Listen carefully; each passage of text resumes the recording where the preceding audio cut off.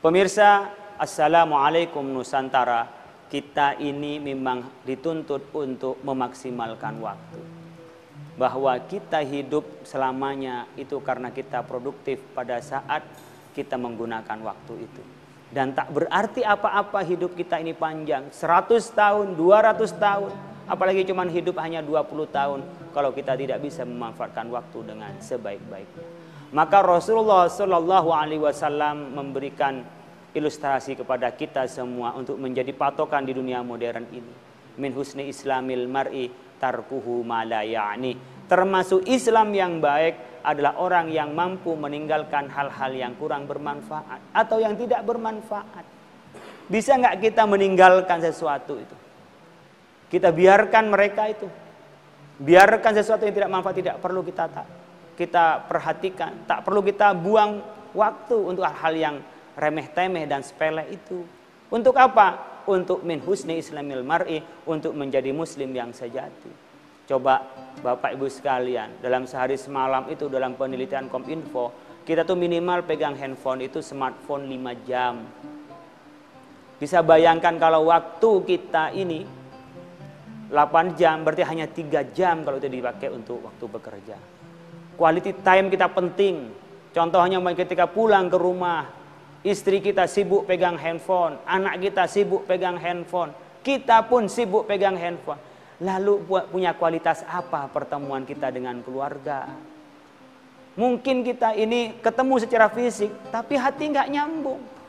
Bisa juga kita berhadapan, kita berdampingan, tapi kita tidak nyambung. Kenapa? Karena punya fokus perhatian yang berbeda. Bahkan kadang-kadang kita habis waktu tersia-sia. Karena apa? Karena kita ini berkelindan dengan kebiasaan di smartphone itu.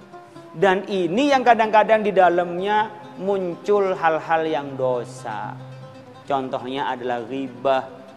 Contohnya di dalamnya juga ada namimah. Contohnya di sana juga ada fitnah. Apa disebut ghibah? Ghibah itu adalah ngomongin orang lain yang benar adanya, tapi kalau didengar oleh orang yang bersangkutan, ia marah. Itu ghibah. Dan sekarang ghibahnya tidak lagi manual, tapi digital. Satu grup 250. Kalau kita bicara umpamanya Twitter itu bisa puluhan ribu, bahkan bisa ratusan ribu, bisa jutaan orang yang mendengarkan. Kalau ghibah itu secara digital, lalu dosanya juga dosa digital, betapa besar dosa kita ini. Itu ngomongin yang nyata, tapi orang yang diomongin marah. Itu ghibah. Yang kedua bisa mungkin di dalamnya namimah, mengadu domba. Orang tidak melakukan sesuatu dibilang bikin melakukan sesuatu. Orang yang hanya ngomongin yang benar-benar lalu oleh dia diubah menjadi menyinggung perasaan orang lain. Sekarang dengan mudah kita dibikin visual, dibikin video pendek, potongan-potongannya dibuat. Gambarnya dibuat, tapi narasinya dibikin oleh kita sebagai apa? Untuk mengadu domba dengan yang lain. Satu kelompok diadu sesama muslimnya dengan kelompok yang lain. Satu komunitas diadu dengan komunitas yang lain, padahal sama-sama muslimnya. Dan itu sekarang sangat-sangat efektif ketika dilakukan melalui media sosial. Tidak sedikit orang yang berantem secara individu itu karena dinamimah di media sosial. Tidak sedikit kelompok membenci kelompok lain hanya karena apa? Potongan-potongan video, visual yang dibuat untuk apa? Diadu domba dengan yang lain. Dan efektif melalui apa? Dengan media sosial. Begitu juga ketika di dalamnya kita melakukan fitnah. Tidak melakukan, tetapi dibilang melakukan. Mirip dengan fitnah dulu ketika Rasulullah SAW, Siti Aisyah difitnah selingkuh dengan sahabat. Sebulan Rasulullah itu sakit. Itu kan menunjukkan bagaimana Rasulullah SAW menghadapi fitnah, dianggap istrinya selingkuh, dan Rasulullah itu tak berani terus terang karena nggak ada bukti. Tapi Rasulullah merasa sakit dengan fitnah itu. Rasulullah terjatuh sakit. Dan Siti Aisyah pun juga menjadi kesulitan. Kenapa? Karena fitnah pada saat itu yang menimpa kepada Rasulullah dan keluarganya. Bagaimana kalau kepada kita ini satu kelompok difitnah dengan yang lain. Dan sekarang alat fitnahnya itu sudah canggih, yang dalam waktu singkat sudah bisa menyebar kemana-mana. Sekarang orang lebih takut viral daripada takut pada tindakan. Lebih takut kita ini sekarang pada viral. Kenapa? Karena itu bisa membunuh karakter kita, membunuh ya berkenaan dengan nama baik kita.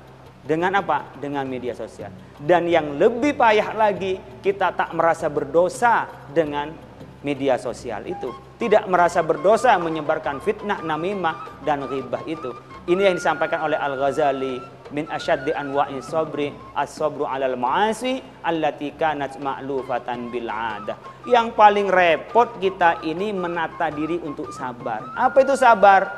Tarkul ma'asi, ninggal maksiat. Wa fi'lit ta'ah, dan kita untuk bertaat itu adalah sabar. Kondisi seperti apapun kita bisa nahan diri untuk apa? Taat pada Allah. Dalam kondisi apapun kita mampu melakukan untuk apa? Untuk taat pada Allah dan menjauhi kepada kemungkaran itu. Itu yang paling repot, katanya Al-Ghazali. Nah, paling repot sekarang ini adalah alal ma'asi allati kanat ma'lufatan bil adah, kepada maksiat yang itu berkelindan dengan kebiasaan kita. Kita nge-share sebelum kita juga verifikasi, sebelum tabayun. Merasa nyaman dengan itu. Nah, seperti inilah yang membuat kita sulit meninggalkan dosa. Kenapa? Karena kita nggak merasa berdosa.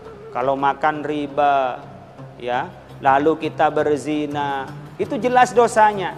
Tapi dengan smartphone, media sosial yang kita punya, ya, lalu kita menyebarkan, kita tidak merasa berdosa. Oleh karena itu tidak pernah menyesal dan tak pernah untuk bertobat.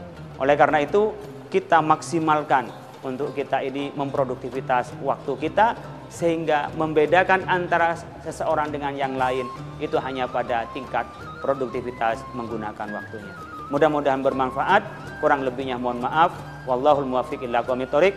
Assalamualaikum warahmatullahi wabarakatuh.